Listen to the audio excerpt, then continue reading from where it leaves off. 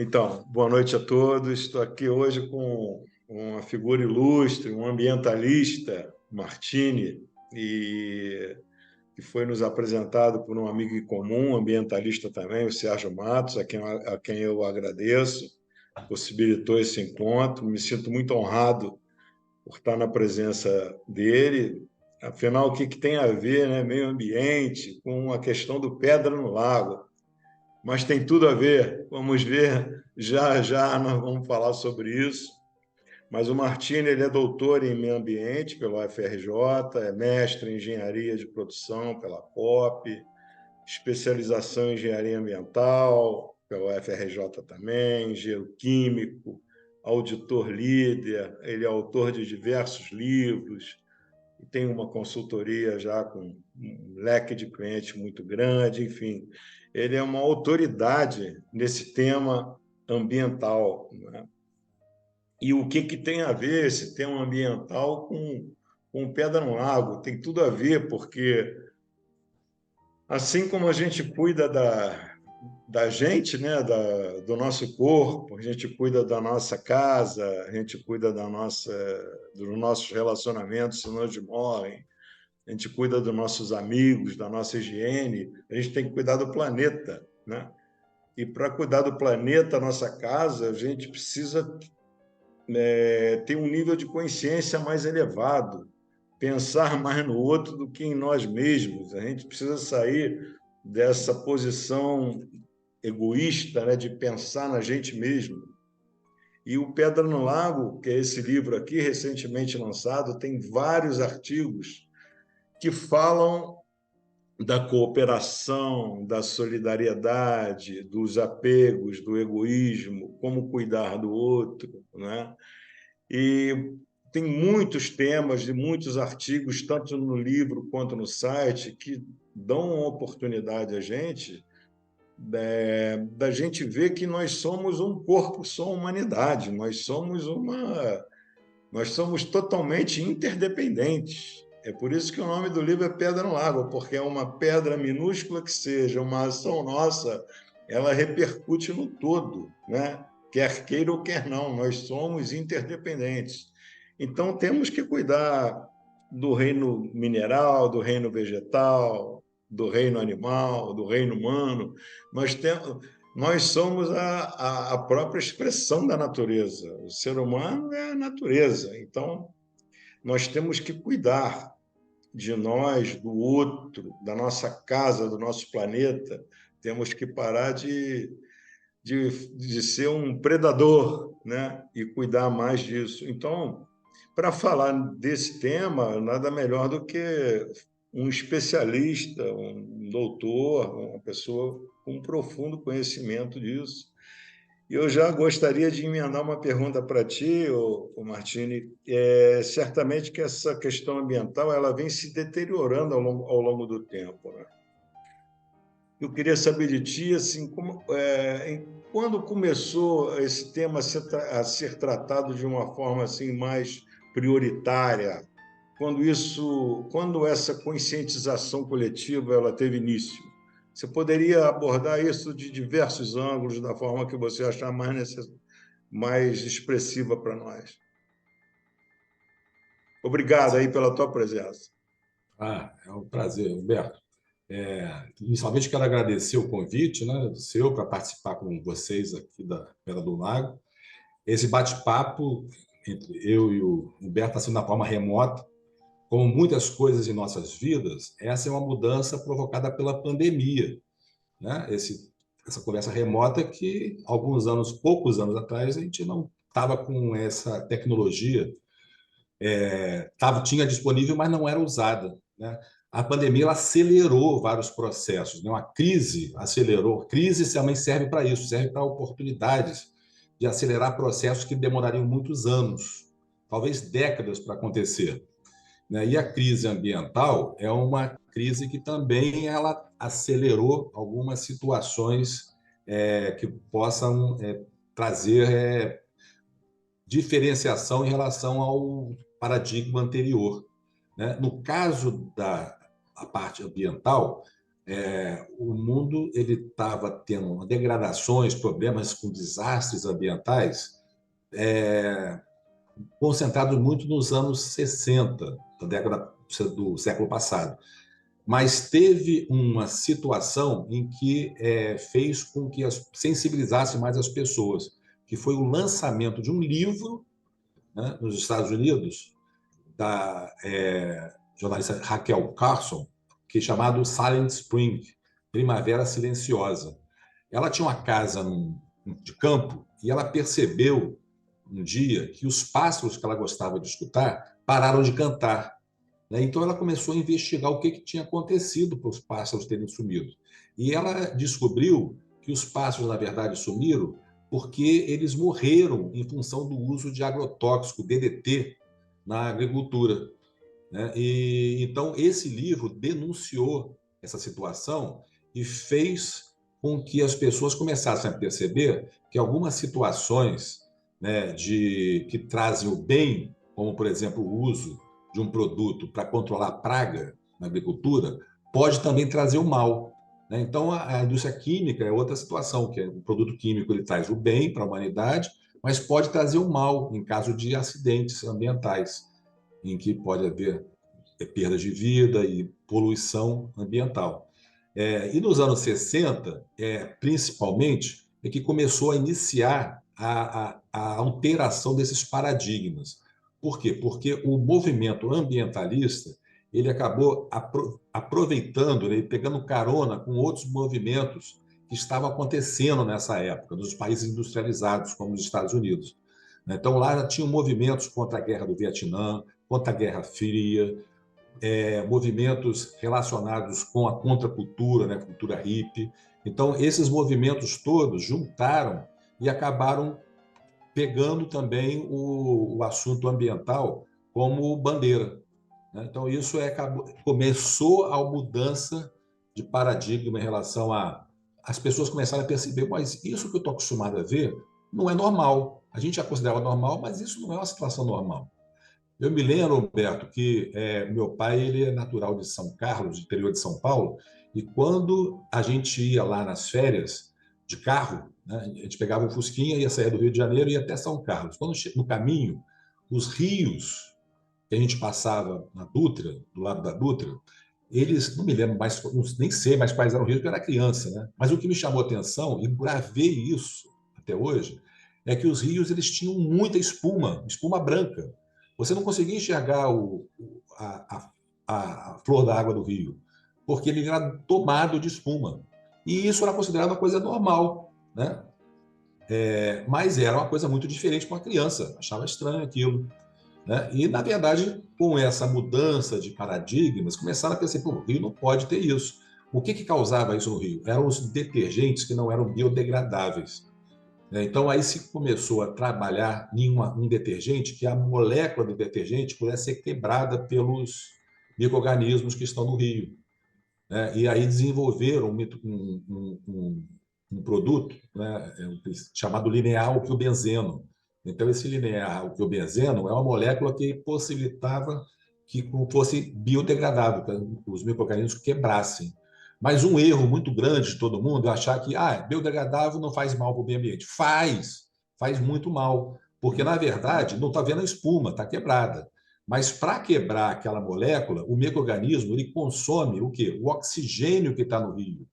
Ele tem que consumir porque ele é um organismo aeróbico, então ele respira que nem a gente. Então ele consome o oxigênio para poder fazer o trabalho dele lá de procriação, de crescimento, de alimentação.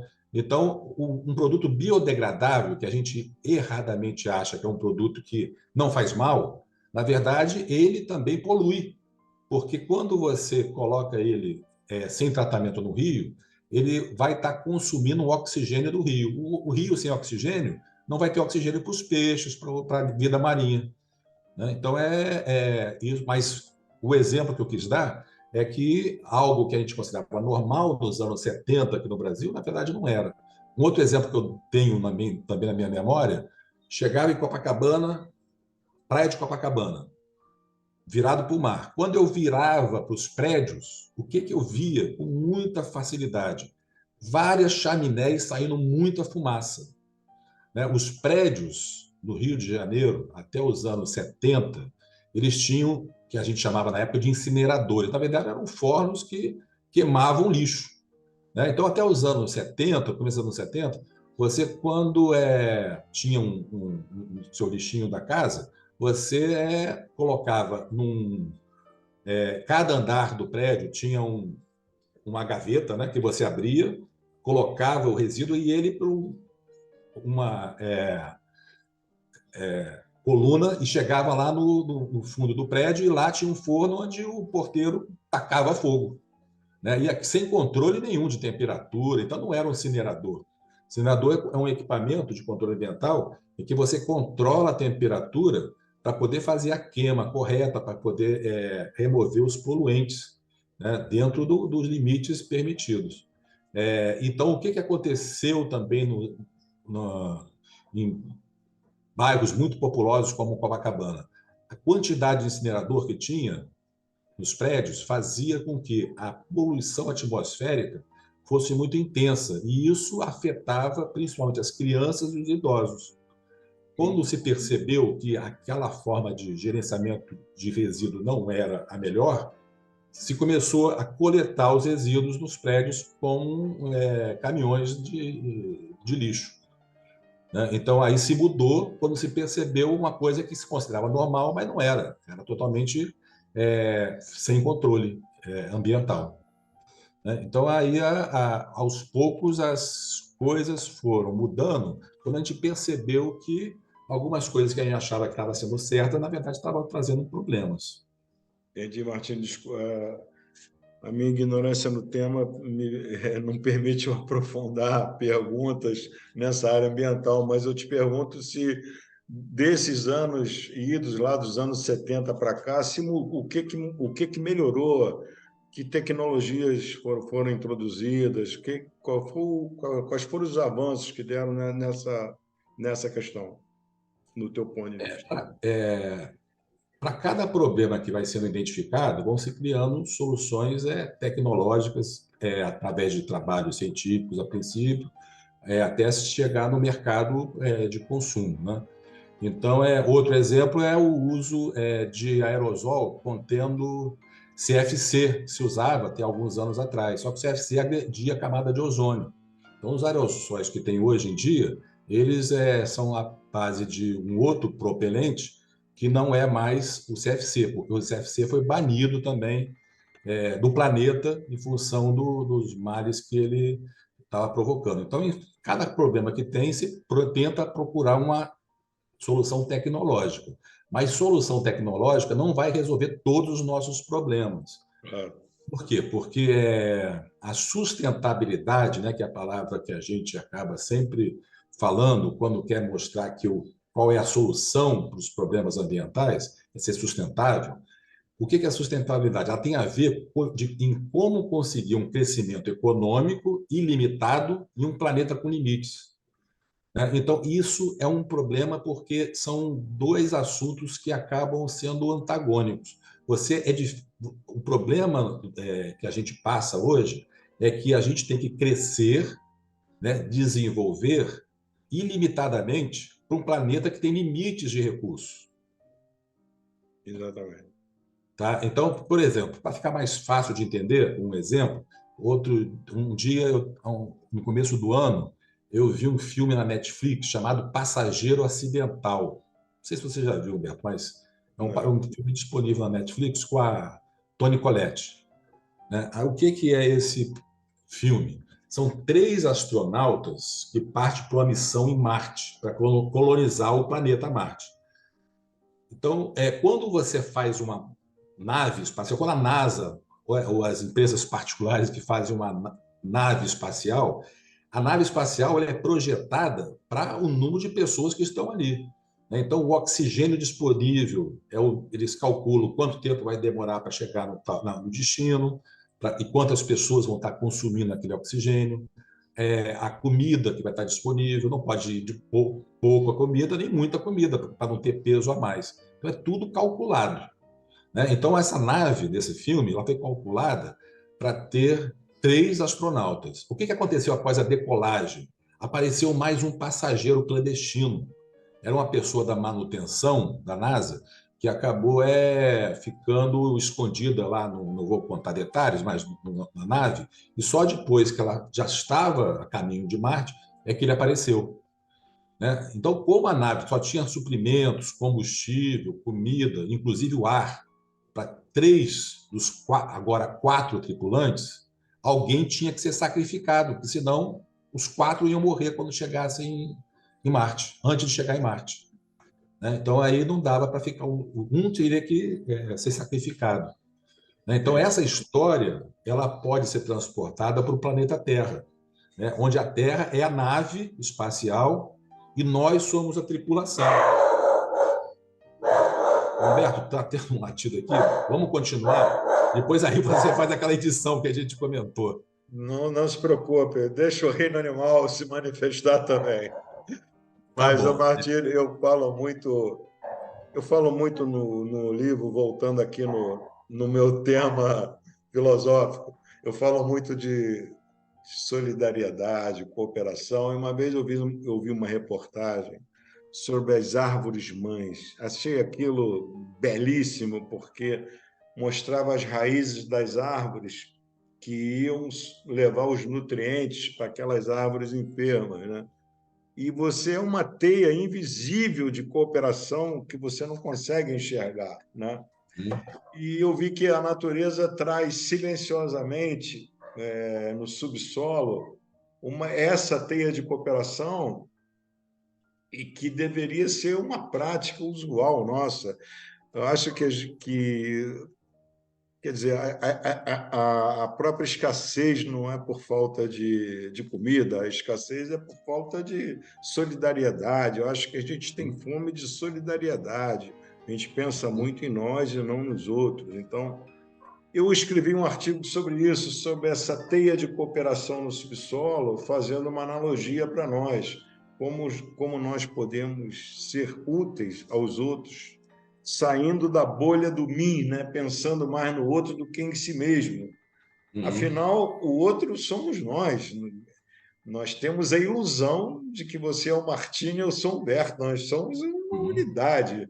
Nós somos seres de um só ser. Nós não tem nada de religioso, nada disso.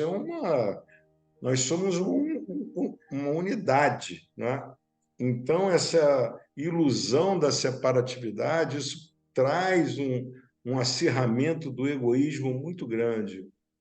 Eu queria que você falasse, se você pudesse, algum exemplo de solidariedade, de cooperação na questão ambiental, não é?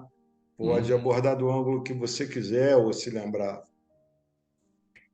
Roberto, não sei se você conhece um pensador chamado, ele é conhecido na área ambiental, chamado, o sobrenome dele é Capra, Fritjof Capra. Conheço. Então, Conheço, já li um livro dele que eu não sei o nome, mas sei quem é. sim, ele foi muito também famoso, teve tem vários best-sellers, né, Isso. na área. E ele, essa questão das raízes das árvores, né? As raízes, na verdade, quando elas estão dentro da terra, elas acabam formando uma rede, né? A gente pode imaginar como se fosse uma rede mesmo, uma teia de aranha, né? A junção das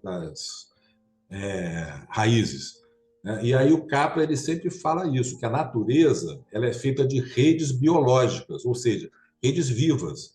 A questão das árvores e da solidariedade, como você está fazendo analogia, a gente também tem que pensar que não é só a solidariedade entre 2 árvores iguais, né, da mesma unidade. Ela também, quando está embaixo da terra, ela também está interagindo com os micro-organismos que vão ali na raiz, comer um pouco da raiz, a minhoca que está lá também atrás dos micro-organismos que estão comendo a raiz. Então, tem uma rede viva ali que não está só em cima das unidades. Então, a gente tem que sempre pensar na solidariedade em função do todo, né? E Claro. as organizações humanas, elas também elas são redes vivas. né, que o Capra fala, assim como a natureza.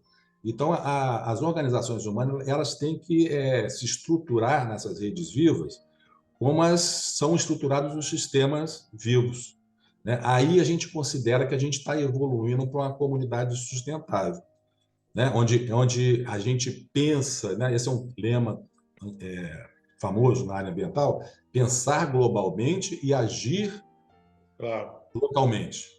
Claro, é porque a gente sabe, a gente tem a falsa impressão de que aquilo que a gente não vê não existe.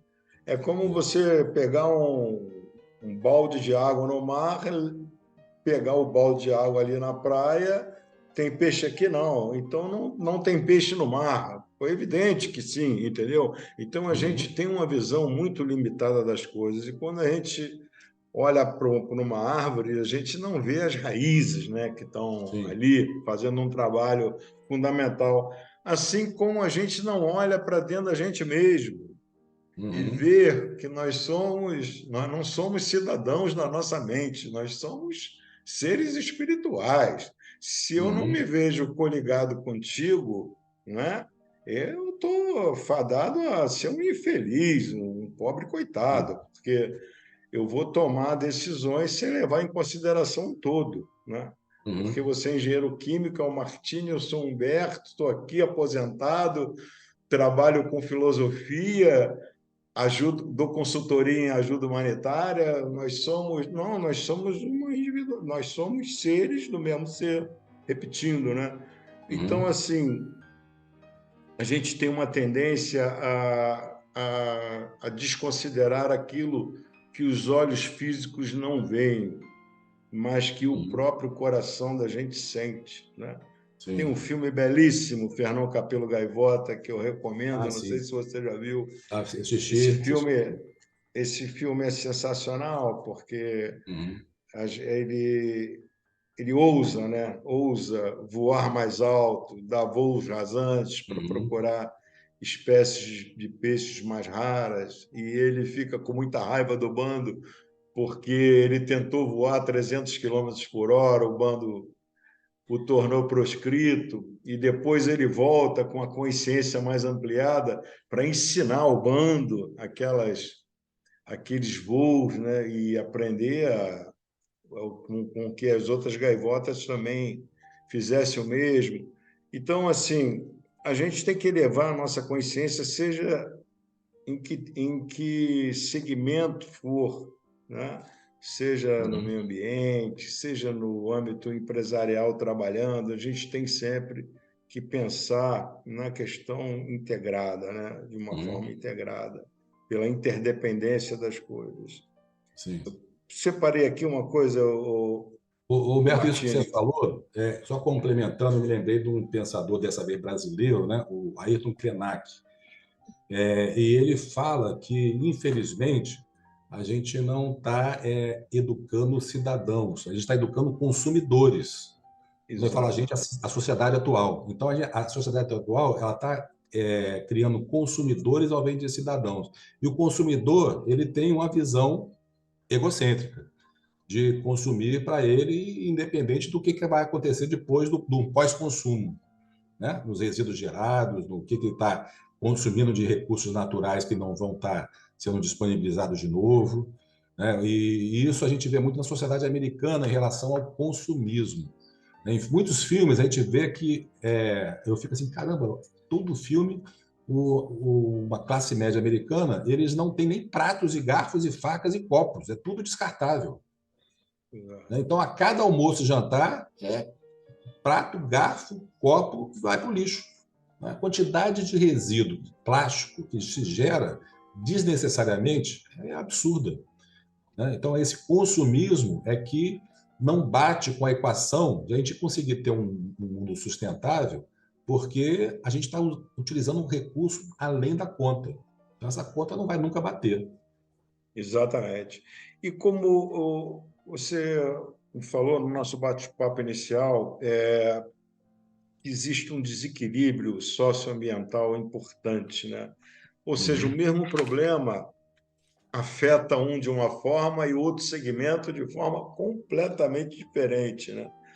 Evidente que os desequilíbrios sociais talvez sejam causas raízes dessa questão, mas eu gostaria de te ouvir sobre isso. Por que que um mesmo problema afeta significativamente uma área ou um segmento e menos outro?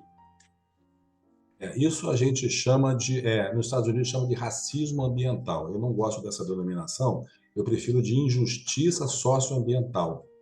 Essa injustiça, por que que acontece? Porque alguns segmentos da população menos favorecida, ela acaba não tendo o poder para poder conseguir com que o problema ambiental chegue nela. Exemplificando para ficar mais claro, se você for fazer um aterro sanitário, você não vai conseguir fazer esse aterro sanitário perto de quem, uma classe média que tem poder, de impedir que aquele aterro sanitário esteja naquele local. Então, aterro sanitário, a gente vai estar sempre vendo próximo de populações vulneráveis, onde ela também tem uma urgência em relação à poluição, né? Tem uma legitimidade em relação a não querer aquele aterro próximo, mas ela não tem o poder para poder barrar aquele aterro. Então, o problema, em termos de injustiça socioambiental, está relacionado com esse atributo poder que alguns segmentos não têm, a não ser que ele pegue emprestado de quem tem poder. Então, se uma Entendi. ONG tem poder, ela consegue emprestar esse poder para uma parte menos favorecida, para ela conseguir se proteger, né? Mas essas grandes crises que a gente está passando hoje, né, como a crise climática, a crise hídrica em relação à água potável, por exemplo, ou destruição da biodiversidade provocada pelo desmatamento, traz também problemas em relação que, para evitar esse colapso do crescimento econômico, a gente não pode conseguir através da degradação dos recursos naturais. Então, por exemplo, a crise das questões da mudança climática, a gente está sentindo agora, né? Temperaturas em outubro, setembro, que a gente não consegue ter histórico, né? Recorde Entendi. atrás de recorde em relação a temperaturas, recorde de temperatura média do planeta. Sempre tem uma novidade ruim em relação a recorde de aumento de temperatura, né? Mas a classe média liga o ar-condicionado e vai ficar lamentando o aumento do aumento da temperatura. Quem não tem ar-condicionado vai realmente ficar sofrendo o problema do calor, né? Quando mais lá na frente começar a ter o problema de aumento do nível dos mares, vai afetar a população que mora perto do mar, mas que certamente a primeiro vão ser as que são menos favorecidas, né? Em relação a cidades pequenas ou países pequenos que já estão começando a ter que sair dos lugares onde moram. Então, as crises elas não afetam de mesma maneira em função da vulnerabilidade da parte interessada, que a gente chama, né? Do Todo segmento. exemplo que você dá me remete aos exemplos que eu ouço, né? Esse eu não me lembro mais de onde eu vi, é aquela poça d'água que está no chão e tem um grupo de pessoas que olham a poça, desviam dela e não fazem nada, não é? Mas tem Uhum, um grupo de pessoas que vão lá com o pano de chão e limpam a poça, tiram, e vão fazendo isso constantemente. Mas tem uhum, um grupo de pessoas mais conscientes que olha para o teto e vai lá e conserta o furo, entendeu? uhum, Quando você sim. fala isso desse desequilíbrio, acho que a questão de política pública, pô, o cara tem que olhar para o teto e tapar o furo, tá certo? Uhum, Neutralizar esse desequilíbrio. Eu não sei, você pode entrar em outros temas que envolvem, você deve estar muito por dentro dessa questão, não precisamos falar de política, mas há uma falta de consciência assim gravosa, né, nessa questão que não considera que o cara que passa e minimamente ele vai lá com pano de chão e tira e limpa a poça d'água. Uhum. Mas me parece que a maioria passa ao redor. Não fui eu que sujei, não fui eu que furei o teto, eu não vou Uhum. escorregar, então não vai me causar nenhum dano. O cara não consegue pensar no todo, entendeu? Sim. Essas são as pessoas não solidárias, egoístas, né, que acabam não vendo a sociedade como um todo. Agora, eu acho que eu queria até aproveitar e não falar deles, mas falar de uma situação que na área ambiental é muito comum. Meio ambiente é um assunto que comove as pessoas e as pessoas têm interesse nesse assunto. E muitas vezes ela acha que está fazendo alguma coisa, mas não está, na verdade, fazendo. Então, por exemplo, a pessoa acha que fazendo a reciclagem de um material, ela já está fazendo o papel dela. E, Né? Mas a reciclagem não vai salvar o mundo. Né? E até porque a reciclagem não é a melhor alternativa. Antes de você reciclar algo que foi gerado, usando o seu exemplo, você tem que ir lá fechar e ver se você precisa realmente gerar aquele resíduo. Né? É o pessoal lá, o exemplo que eu dei nos Estados Unidos. Se lá eles geram uma quantidade enorme de copo, plástico e prato, etc., e aí depois falou, não, mas não tem problema, porque eu estou reciclando esse material todo. A reciclar, não reciclar uma quantidade enorme de plástico, a reciclagem também gera poluição. A fábrica que faz a reciclagem, ela tem que usar água para lavar, ela também gera, é uma fábrica, como outra qualquer. Então, a fábrica também gera. Então, para que a gente, por que a gente não fecha o furo lá em cima no teto? Por que a gente não para de consumir tanto? Né? Então, essa exato. questão da gente, às vezes, pensar localmente com soluções superficiais não vão fazer com que a gente saia do grande problema que a gente está na área ambiental e que vai estar se agravando aí para frente. Né? Mais uns 20, 30 anos, se a coisa não mudar, vai ficar cada vez pior. Exato. Martírio, o público aí do meu site ou do meu canal é público, pessoal ligado à filosofia, mas esse tema é tão relevante. Eu gostaria que você desse, se você pudesse, um panorama, como é que nós estamos hoje no mundo em termos de aquecimento global, emissão de poluentes, poluição do ar, das águas, dá É. uma ideia quantitativa Uhum. de quão grave está esse problema mundialmente falando. Eu vou aproveitar o que você falou, né, em relação à política pública, né? Você falou disso.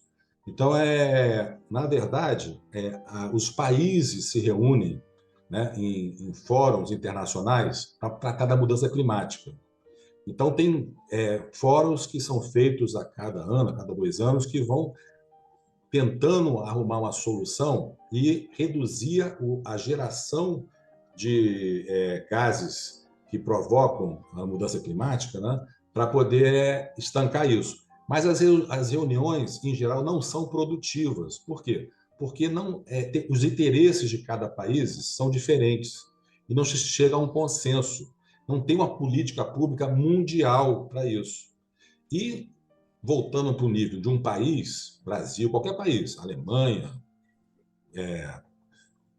África do Sul, você, para conseguir fazer uma mudança que realmente transforme, não vão ser através de ações superficiais. Tem que ser ações através de políticas públicas que incentivem, que se transforme e mude para todo mundo trabalhar. Quando eu falo todo mundo, todas as empresas trabalharem com o mesmo nível de competitividade. Entendi. Né? Voltando, aquele filme que eu falei, né, do, do passageiro, então, aquela nave do filme é um espaço físico limitado e projetado para comportar um número limitado de tripulantes, como eu falei. Né? Então, no momento que esse equilíbrio é alterado, os recursos ficam escassos. Então, hoje, a gente está vivendo essa combinação de crises, né, em que os recursos podem colapsar. Então, para evitar um colapso, o crescimento econômico não pode ser obtido através da degradação dos recursos naturais, né? Porque vale lembrar, a Terra é finita, né? Ela tem limites, como a nave do filme. Então, a Entende? gente precisa achar o equilíbrio entre as necessidades de todos nós, né, e as necessidades do planeta. Então, essas necessidades passam por quê? Por hábitos de consumo, como locomoção e redução dos resíduos. Então, no caso da espaçonave Terra, né, que a gente está nessa espaçonave agora, ninguém é passageiro. Todos nós estamos aqui fazendo parte da tripulação. A gente não está aqui de férias. Claro. Então, a gente precisa fazer acontecer. Exato. E apesar de tudo, Martílio, eu queria. A gente não tem nem como alongar por causa do tempo também. E eu nem teria mais combustível de conhecimento para poder aprofundar um papo com Uhum. você. É uma pena. Mas é assim, é da vida. Mas já cumpri aqui a minha. Já estou feliz em ter falado sobre meio ambiente contigo e extraído do nosso papo alguns ensinamentos filosóficos ou alguma questão que possa melhorar o nível de consciência das pessoas. Mas eu Uhum. tenho sempre esperança de dias melhores. Eu acho que queria deixar contigo as palavras finais sobre o que você acha que tem que melhorar, quais são as coisas mais prioritárias, que legado a gente poderia positivo que a gente poderia deixar para as futuras gerações, partindo do princípio que todos vão se preocupar com a casa, todos vão melhorar o Uhum. nível de consciência, o processo educacional vai melhorar, o processo educacional ambiental vai melhorar, enfim, algo urgente pode ser feito. Eu queria que você explorasse uns dois ou três pontos chaves nessa questão. Acho que a questão é aquela questão que você sempre aborda do cuidar, né? A gente tem que cuidar do outro, cuidar do planeta, cuidar do nosso lago, né? Para poder fazer com que as coisas andem para frente e não fiquem só sendo odiadas. Isso. Né? Nas suas consultorias aí, toda na tua empresa de consultoria, quer dizer, chega um determinado momento de um projeto, de uma palestra, você deve deixar uma mensagem positiva, ou um slide sobre próximos passos, enfim. Quais são os próximos passos nossos como seres humanos para a gente poder cuidar melhor dessa nossa casa? Eu acho que é buscar ele tentar ajudar a acabar com o quê? Com a injustiça socioambiental, né? Que é o grande problema nosso em relação à desigualdade que a gente tem entre nós que somos iguais, como você comentou, né? Somos todos um só, né? Então a gente tem que pensar todo mundo como um só. Ok, Martini, olha, eu te agradeço demais e volto a confirmar aí ao Sérgio Matos, meu irmão, meu amigo, teu amigo, que possibilitou esse encontro, agradeço muito a ele. E eu queria que você deixasse. Você escreveu vários livros, mas eu acho que o Instagram seu é o melhor fonte de contato aí Uhum. para Sim, estabelecer uma conexão contigo. sim, é uma plataforma que acaba tendo informações lá para todos os níveis de conhecimento, né? Então, o meu Instagram é @demartiniambiental.